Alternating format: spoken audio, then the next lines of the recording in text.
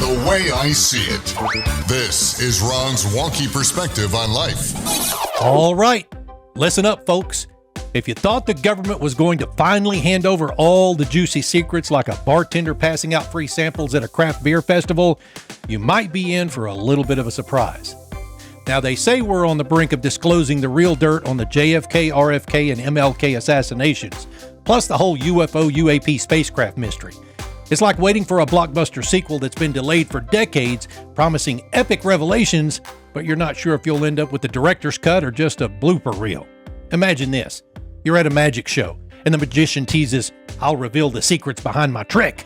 The audience goes wild, but then, voila, the magician pulls out a card trick that's as predictable as your uncle's Thanksgiving stories. That's what it feels like right now.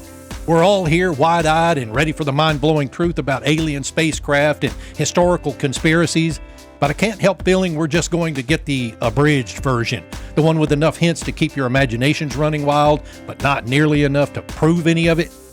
It's like the government is hosting a giant barbecue, and everyone's expecting a feast, but when you get there, you find out they've only set out potato chips and a can of soda. Sure, there's a little flavor, and it might even be nostalgic, but it's not exactly the banquet we were promised. And let's be honest, if the extraterrestrial scoop was as juicy as we've been led to believe, don't you think they'd have made a cameo on the front lawn of the White House by now? But hey, I'm excited. I mean, who wouldn't be? The possibility of finally getting the full story on some of history's most baffling events is like waiting for your favorite band to drop a secret album. Even if it turns out to be more behind-the-curtain banter than Grammy-worthy hits, it's still a conversation starter for decades to come.